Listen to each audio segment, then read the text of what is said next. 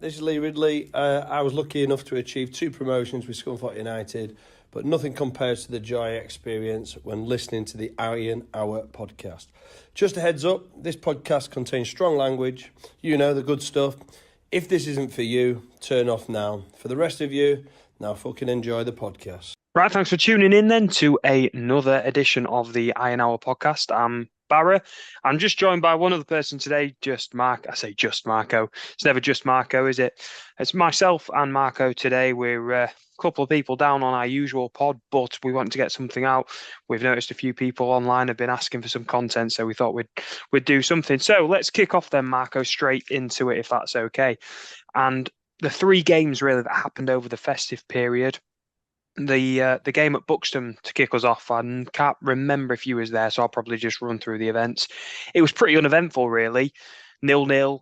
Not much happened other than Danny Whitehall absolutely being a shithouse, and no fan trouble. The police kind of threatened to keep us behind, but that never happened. And then moving on then quickly to the Boxing Day fixture, which I know you were at. 2-0 victory at home to Farsley Celtic. Can you break that one down for me? Yeah. Happy New Year, everyone. We haven't done a podcast since either. Farsley at home. It was one of them where you sort of over-egged. And like I find myself this season coming away a bit, not disheartened, underwhelmed, despite winning. It was very obvious what Farsley were going to do. You can't begrudge them for that. They're obviously not going to come and go toe-to-toe. They were 2 solid banks of 4. And, yeah, there were no surprises, really. Going in 0-0 at half-time were a bit concerning because you thought, are they going to get that lucky break? Obviously, they hit a post in the first half, which Fitzsimmons seemed to be really confident about leaving, which I didn't really get. But, it's one of those where we've had it previously this year where we've just got the job done without actually playing well, which is what I think this year with our squad, our quality enables to do that. I could see Jason Law get on the score sheet just after the second half kicked off. I think it was the 52nd minute. And then Danny Whitehall again on the score sheet just after the hour mark. How impressed are you with Danny Whitehall so far this season when it comes to his goal scoring? Yeah, he seems to be Marmite, doesn't he? He seems to be dividing supporters. Some love him, some hate him, and I can see why. He's got 14, 15 goals. Yeah, 14 goals, yeah. His goal return's great. But I mean, you'd argue majority of strikers the goal return would be great in that team this year. I think that showed on Saturday. Obviously, we will talk about it, but with Danny Elliott getting put in through the middle, managed to grab 2 goals. I do think there's not really many of Danny Whitehall's goals where you'd say it was down to his quality. He's just sort of been in right place, right time. I do think he's key to how we play. Regarding the target man, I think Jimmy Dean said he stressed that a lot. Like, we do play to Danny Whitehall's strengths, getting crossed into the box. Is general shithousery. But yeah, I think we're a lot better with Whitehall than without. Even though I do like Elliott, and I like Elliott through the middle as well, but I would be starting Danny Whitehall every game. Yeah, but I'd probably take the opposite opinion. I'm more in the Elliott camp, to be honest. I think sometimes Elliott's first touch is possibly what lets him down. It bobbles away, but I would say he's more of a clinical finisher. However, I think the thing is with Whitehall, you know he's going to get in those areas to score goals. You know, you said right place, right time. That's not luck, is it? You know, he's an absolute, an absolute bagsman, really. Yeah, he's a poacher, and he's a seriously good one at that. You know, for this level. So yeah, we win 2-0, kind of in control really throughout the whole of the game. I can't recall any time we was under the cosh other than, you know, like you say, them hitting the post. We kind of just controlled the game, did enough and a little bit more without really getting out of second, third gear. I don't want to say I'm worried, but it seems every time, you know, we have a conversation, whether it's on the pod or off the pod, you and I are always saying things like, we're not really getting out of first, second gear. We kind of seem to be going through the motions. We seem to be just getting over the line. Now, on one hand, that's great because we're finding ways to win and get results. But on the other hand, I feel like there's so much more to come from this team. Oh, 100%. You mentioned Law in the Farsley game. I was really impressed with him. In fact, out in the wide position, he's probably my favourite player. I think he's been really unlucky. I know he picked up an injury, didn't he? the week before last. But yeah, it's been brilliant. But like you said, regarding not coming out of gears, I think it's because of what we were doing earlier on in the seasons, where we were punishing teams, and you could see like the complete performance was there. So there was the 4-0s, the 6-0s, and not that we began to expect that, but now you can just see some things. I don't know what it is. Like you said, we shouldn't. I don't think it's time to worry yet. We'll see what happens tonight. But yeah, I just think there's something, and I don't know what it is. There's just something missing, and I couldn't tell you what that is because we've had the same 11 as we've been winning with the 6-0s and the 4-0s. There's just something not clicking. But like we've said, the quality that we've got in the team, it's pulling us through games. So I don't think it's time for alarm bells just yet. But it'd be interesting to see. We've got a really. I'm really looking forward to Tamworth. I want to play those big teams at home, like we did with South Shields. When they're going to attack us, they're going to come to us thinking the Boston game at the weekend. It's not the result we wanted, but it's actually nice to see a team come out. I mean, that game should have been over in the first half. It should be 4-0 up, like game over. But like you said, it's worrying, but I'm not too worried just yet. And then we followed that 2-0 up at home to Farsley with a 2-0 away at Farsley, didn't we? You know, Will Evans getting on the score sheet in the first half after a mad goal-mouth scramble. That was one of the best goals I've ever seen live. Best away day. What a day. From early morning, just seeing all the Scunthorpe fans, and again, I don't want to get soppy, but from where we've been in the last couple of years, to then go and see the Farsley ground that full and just overran with Scunthorpe fans, it was so good to see. The football just topped it off. I mean, it wasn't one for the ages. Let's be honest. I mean, the pitch was dreadful. Yeah, the pitch was a leveler. I mean, you could have put us against any team 2-3 divisions below, and it wouldn't have mattered. It was a real leveler. Fortunately, we got the first goal because I think if not, it would have been a dogfest. Slugfest. Dog eat dog. Because I mean, towards the end of the game, it was unplayable. Let's be honest. I mean, which I think contributed to their second red card. Where we just took him, and I mean, there were no complaints. It was a red card. Yeah. So it's not the kind of surface you want your keeper doing back heels in the 6-yard box, is it? Let's be honest. No. Good job Fitzsimmons didn't do that. Yeah, no, it wasn't great. My heart was definitely not in my mouth. No, and then good to see, Finn Shrimpton get on the score sheet at the end just to kind of ease the nerves, because really we have to be honest here, and Farsley had a really good spell in that second half, kind of from 45 to probably 75, 80 minutes, where they were definitely on top. And to be honest, we were on the ropes, and you felt a good second goal in the game was coming, but you thought it was going to be Farsley. Yeah, 100%. Farsley had that spell which Boston had at the weekend, but the difference was obviously Boston took the chance. Anything could have happened within those 20 minutes. You were sort of like, God, here we go. But even if they had equalised, I feel like it was an unfair reflection. Yeah. Due to us, that wasn't really a football game, was it? No, it was awful. Yeah, it was terrible. That is one of them where I think Jimmy probably just gets him in at the end, like, job done. Like, you can't really take it away. It was like Dunkirk, mate, at times. It was awful. Terrible. But like you said, so happy for Shrimpton because, like I said, I've seen Pugh's back as well. I think it's important that you keep the local lads in the team, in the squad. Shrimpton has to find himself unlucky, but we've got so much quality in centre mid. Yeah. I think at the start of the season, we thought Shrimpton was a shoo-in to play all season. So, but yeah. And then, just moved on then to the game on Saturday. Was obviously, if you alluded to, the Lincolnshire derby, 2-2 draw against Boston. We had the lead twice in that game and kind of chucked it away twice, which is seriously disappointing. Good to see Danny Elliott getting 2 goals, getting on the score sheet, as you say, getting chucked back up front. So it was really good to see him score against his old team as well. How did you break that game down? Cock and cheese, wasn't it? It's the old tale of two halves. We should have been outside. Should have been 3-4-0. There were no excuses. like you said, Daniel, good to see him get 2 goals. I thought he had a good game. To be fair, I thought, like you said, he gives that extra option running the channels, which Whitehall tends not to do. But like you said, he is that middleman. And yeah, I mean, I don't think anyone who left that stadium thinking they didn't deserve that draw watch that second half. Yeah. No. I mean, if not more. The second half were just completely shut off. And again, like I said earlier, fair play to Boston for actually having a go, because I think it exploited our weaknesses. And I think it's the kick up the arse that we needed, and we still managed to get a point from it.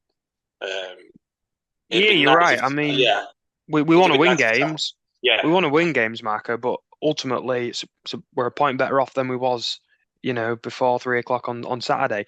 On the other side of the coin, Tamworth got another win, two kind of late goals. They now go 2 points clear, and we're recording this. It's now 7:10 on Tuesday night. They play in about half an hour's time, and depending on the result of that, they could either go 5 clear, or Warrington could give them a bit of a tonking, and it could be that they're only 2 clear, and their goal difference comes down. So a lot rests on tonight, I think, because if Tamworth do lose tonight, I feel like we've got way more than enough time to catch up and then push on. We could even be ahead of them by the time we play them on the 20th. Really, that's not beyond the realms of possibility. But it all depends on what happens tonight, because if they win tonight, suddenly it could be 5 points before we've even kicked off on Saturday. Yeah, I mean, I've always liked Warrington. I'm a big fan. Big fan of Warrington. Home and away. Yeah, like if you'd have asked me 5-6 years ago when I was watching Scunthorpe, and you said you're going to be watching Warrington versus Tamworth on a Tuesday night to make sure that you stay top of National League North. It's grim, mate. It's grim. Yeah, it's strange. So that's my evening, which is exciting. But yeah, I know we're about halfway point now. We're in touching distance. Like I said, tonight seems to be a big one, in the sense where if Tamworth get that win, it's the gap, and I think mentally that's a big one, especially when we're going to be playing them so soon. Really looking forward to that one. I think it's going to be a cracker. But on with taking obviously my Scunthorpe bias out, fair play to a part-time team. They are relentless. Just when you think we've lost, I mean, the last 6-7 games, I think 4 or 5 of them, we've gone 1-0 down. We've all got our hopes up. But they just keep grinding results, I know a few have been penalties. Like I said, I haven't really been watching the highlights. I'm not that invested.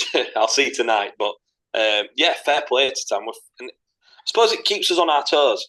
But we've got someone going head to head with us. Well, as you know, I do try and keep up to date and try and consume as much of the football around us as I can. Tamworth are a really, really well-disciplined team. I know it's such a cliche, and anyone could say that without having taken anything in. If they're at the top of the table, they're obviously going to have an element of discipline. But it seems to me that when they have a game plan, they're able to action it out. And the thing about Tamworth that's really impressed me is they've rotated formations this season. They haven't kind of taken, like with us, I feel like with us, we play our way at home and we play our way away from home, and that's that. And teams either have to adapt to us or will, can be quite dominant at times. But Tamworth seem to have a bit more of a pragmatic approach. And, as you say, for a part-time team, I feel like tactically they're on the ball, should we say. Warrington, probably haven't watched as much of. I've tried to keep up. They're a good team, Warrington. Obviously, we saw them earlier on in the season, and we struggled to break them down. Again, defensively, quite a tight team. I've got a funny feeling tonight. So, as I say, we're about half an hour before kickoff. I think Warrington are going to get something from the game, and I'm even going to go as far to say Warrington will win tonight. I think that's my prediction. I hope you're right. Yeah. Oh, I do. Optimistic Barry. This podcast is going to come out. We're going to I think Warrington win. I'm going to say, when you guys are listening to this, Warrington have won 2-0 and it's happy days. But in reality, we're going to be 5 points. Well, why don't you say Tamworth win, and then we've covered all bases? One of us will be right. Mystic Meg. Yeah, Mystic Meg, indeed. So I kind of wanted to speak to you about the two loanees that have been with a club, but before we mention those, so I'm speaking about Connor Smith and Jenkins, but before we mention them, we had another statement over the Christmas period, and there's a few things to unpack in there. But the main thing really was a detail that came out that the club are actually under a transfer embargo. Now, I think some fans suspected this, but it hadn't kind of been confirmed by the club. So to see that in black and white was maybe a little bit alarming for some fans. How did you react to the news? Yeah, of course. So when you read that, you automatically think like, oh, shit. Do you know what I mean? Like, I went back to where we was. We thought we was over the sort of embargoes and not being able to sign players. So yeah, since then, obviously words came out explaining it. With the players that we bought in and the wages that we've bought in, it sort of was to be expected. The financial situation we was in, we knew how bad it was. Yeah. So like I said, I don't think it is a surprise to anyone. But like you said, reading it in black and white is a bit concerning. But I'd sooner them be upfront and honest. I don't think it'll affect us too much because I couldn't really see anybody coming in January anyway. Yeah.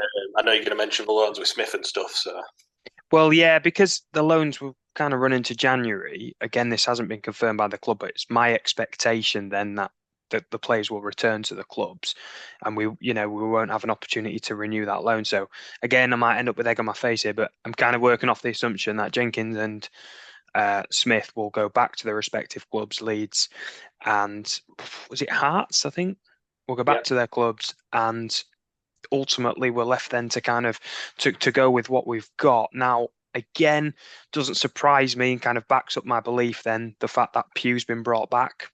He could have stayed at Hereford, but the fact he's come back into the fold kind of cements what I believe. And then it wouldn't surprise me if we actually saw Dion Sembi-Ferris come back. I kind of wouldn't rule that one out if we do end up out wide. I think he's been playing really well for Peterborough Sports. He is still a Scunthorpe United player, so I could see that happening before the end of the season.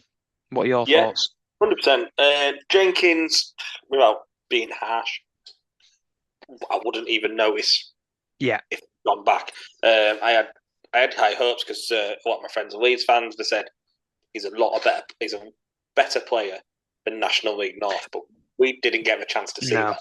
They all say that though, don't they? Whenever you look at the comments of the fans, when we're playing in these development teams, they get very hyped. We're playing on perfect pitches. We've got no fans. It's easy to look good without signing. We've had a lot of. I remember when we signed Earl Mola from Southampton, really high rated, never took off. And I mean, he was a big prospect for them. Yeah.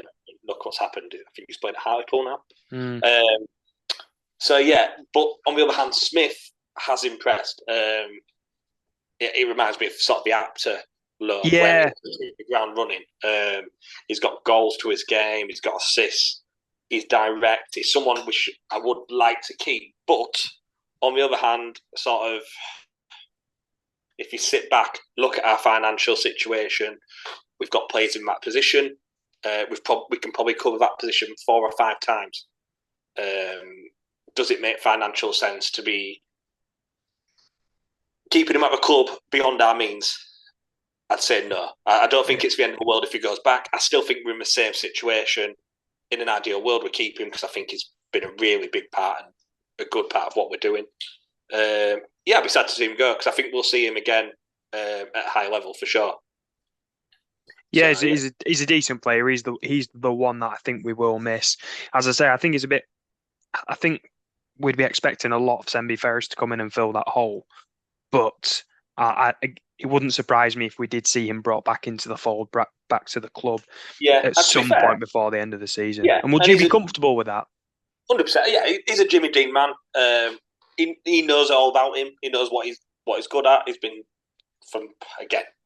I don't watch Peterborough Sports, but every now and again I see on Twitter he's had a good game. He's been playing really well, Marco. He's in a good run of form again, and obviously we did sign him in the National League last season, but this is kind of the top end of his level. I would think he looks good at this level. He looks in his element. maybe I don't want to say the fans, the fact that we have so many fans compared to what he might be used to playing with. I don't know if that's a factor, but certainly at a team like Peterborough Sports, it seems to suit him perfectly. I'd Yeah, love to see him come back and kind of slowly but surely put back into the first team, because I do feel like come the back 5, 6, 7 games, he could be crucial really in getting as a over the player, line. you can tell Yeah, as a player with his, but I think he's really raw, which I think like what I've learned is a good thing for him. You can see he's pacey. He looked a little bit lightweight last year, but obviously he was coming into a really bad situation. yeah, So you can't really go off that. But yeah, to me, we are covered. I mean, say Smith goes, we can still start games with Laws and Roberts at either flank, which is fantastic. One yeah. gets injured, we can put Elliott. The other gets injured, we can put Wilson. We've got 4 wingers there. That's if Smith goes back, and that's without Semi Ferris. Because I think we've got to a point now where we are going to have to count Elliott as a winger. Yeah, I think yeah. he isn't going to be that focal point. But I know we had him on the podcast, didn't we? When I listened to that, he was happy to be in the team, whether that was out wide or up front. But I know he said he wanted to be through the middle ideally. Yeah. But he's effective out wide. He's a striker though. He is a number 9. Like he scored Everyone 32 realistically knows goals. that. Yeah, he scored 32 goals for Boston playing through the middle. You're kind of accommodating Whitehall by putting him out wide, but if you've got two, it's difficult because Whitehall could never play out wide, so he couldn't do that job. Whereas Elliott's got both ability. But yeah, like I said, like I've just said there, we've got 2 wingers either side for both positions. I know you can't really rely on Roberts too much with his injury record, but you can. But touch wood, the last few games he seems to.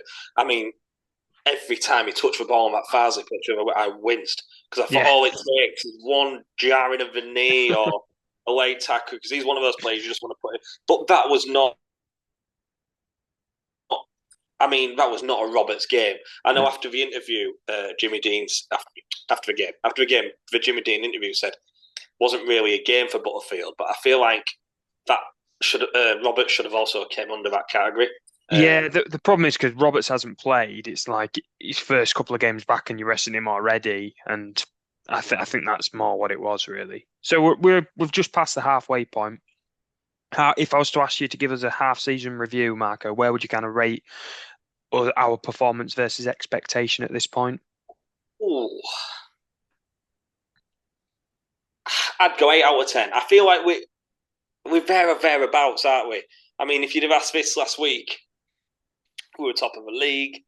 Everything was sort of rainbows, flowers. Everyone was content. We was on track.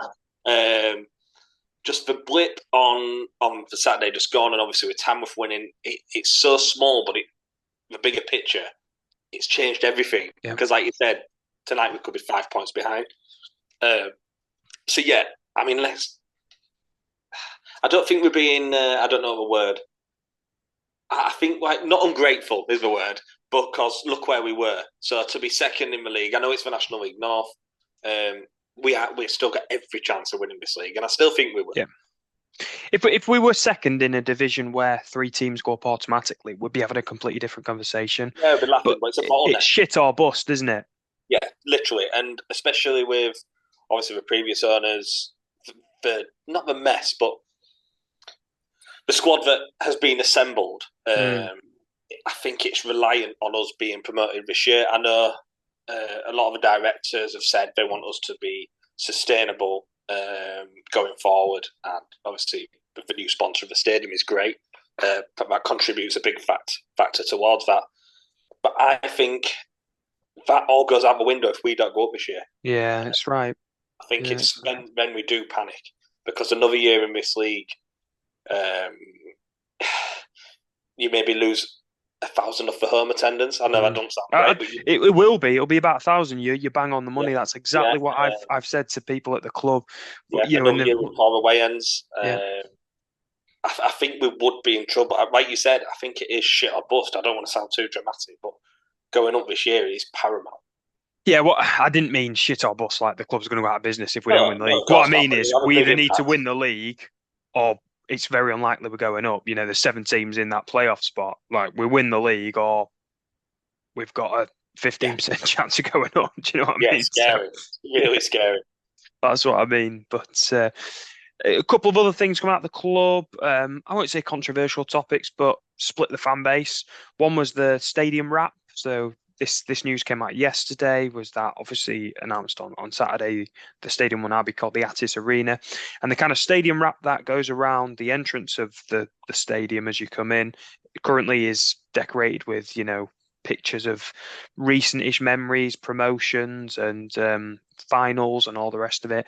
Of course, the news that that's going to be effectively taken down and replaced with corporate signing and sponsorship and all the rest of it split the fan base. Some were disappointed to see the pictures are kind of pictures of our success gone down.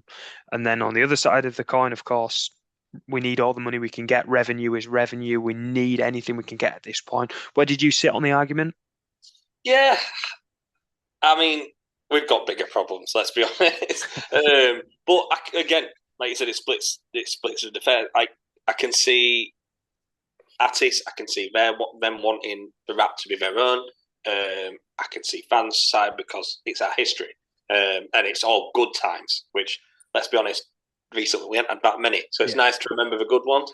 I feel like a solution would be for Attis to still have their sort of cladding around the stadium, but just include some more memories. To keep them put all their logos on and whatnot, but keep the Scunthorpe feel about it. Because the last thing they want to do is sort of piss off the whole fan base on day one, just by putting their own sort of sponsorship on it. I feel like it's something very small that can be avoided with just common sense. The thing is, as you say, you quite rightly say, they'll have spent a significant amount of money, which I wouldn't say they've given it away for free, but the naming rights for stadium, it's definitely there's more benefit to the club than there is to the business. I would say that. And if they have given a significant sum of money, which I'm led to believe they have, then they're going to want something in return. I suppose it's not unreasonable to expect, that they get good signage over the stadium. Me personally would like to see some memories kept, would like to see some kind of pictures, some kind of celebration of the club. I think that's something, as you've just alluded to as well, we need to make sure we're not having a clean break from everything that's gone past, because although the very recent times haven't been so good, the last 10, 15 years haven't been that bad. I've been quite successful the last 20 years, in fact. Scunthorpe played, I'm led to believe, in the championship, although it never gets mentioned. But, but on seriously, these are the best days of our lives.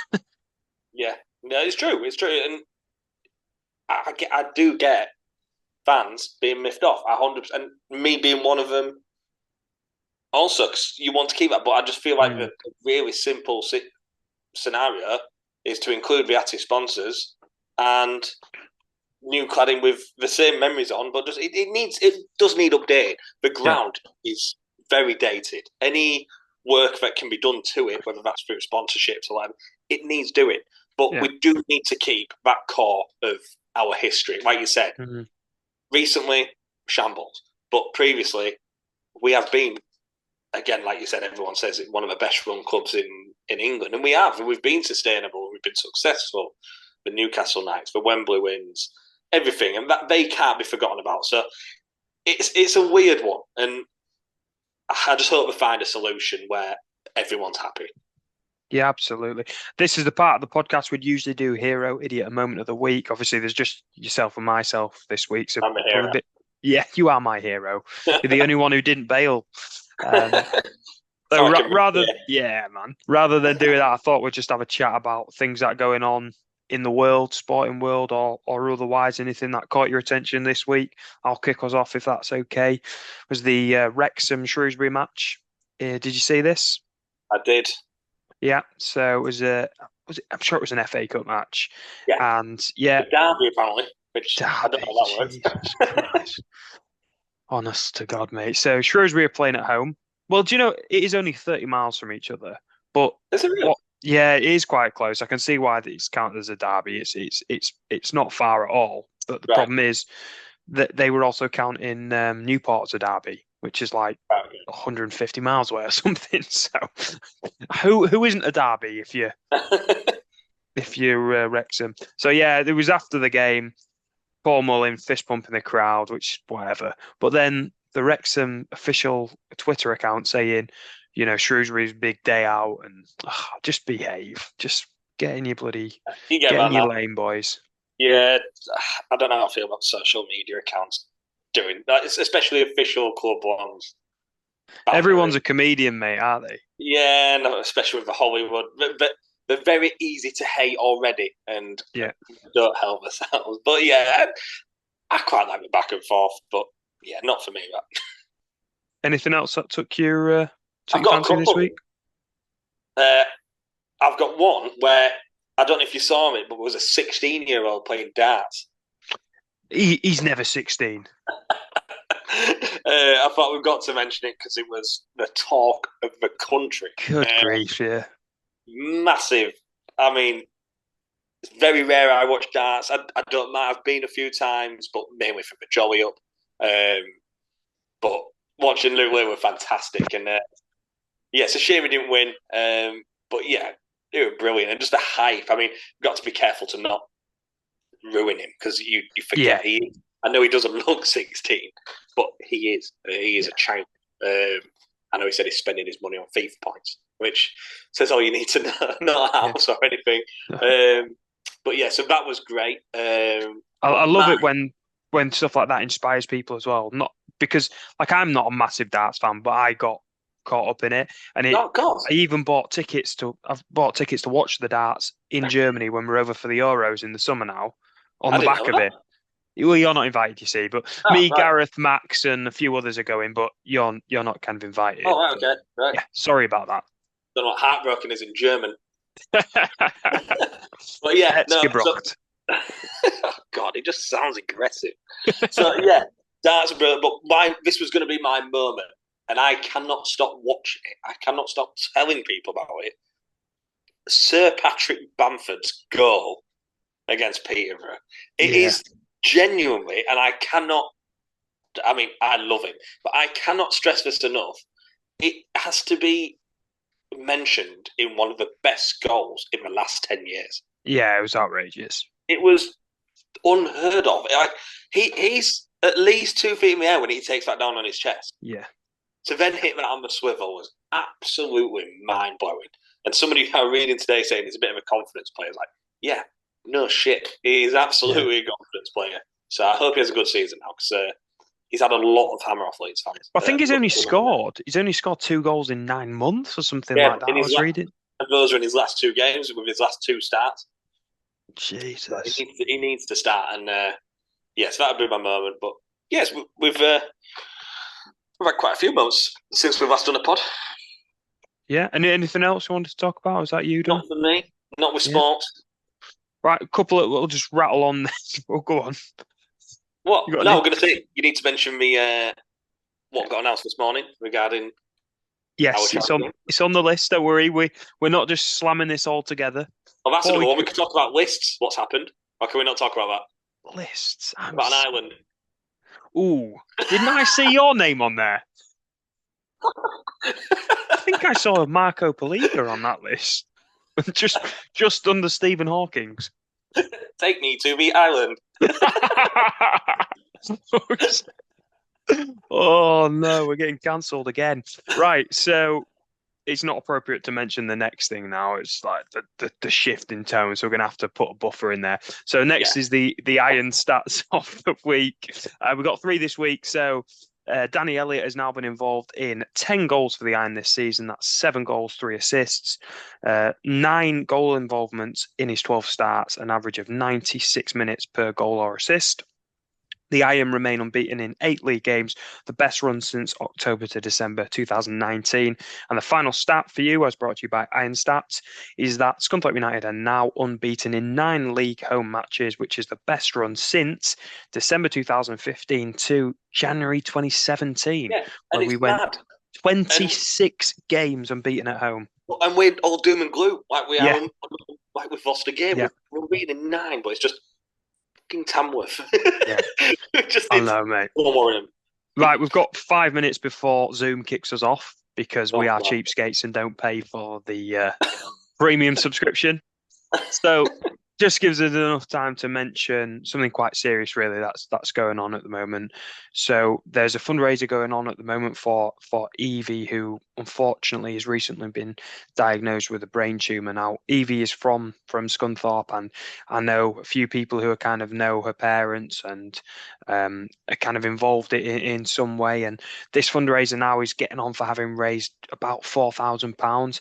And we've teamed up, the Iron Hour podcast have now teamed up with Kurt and Lindsay over 30s again to have another charity football match. And this time we are going to be raising as much money as possible for the Sheffield Children's Hospital for Evie. Okay, so that game is going to take place on February the 25th. And as I say, it's us versus Kurt and Lindsay over 30. So a rematch from the game where we beat them back end of last year. I can't even remember the score. Was it 6-5? I think it was 5-4. 5-4. I don't know. I got taken away by the Titanic music. Yeah. Yeah, of course. So we look forward to that. We've now, I think, basically got a full team. What's full? We would like anyone to get involved in any way they can, if they can help publicise it, share it. If anyone from the club could even help us promote it in some way, we would be most grateful, really. It goes without saying, but from everyone here at the podcast, and I'm pretty sure from everyone at Scunthorpe United, our thoughts are really with Evie and her family at the moment. So that's how we'll probably finish today. But up the iron and all the best. Yeah.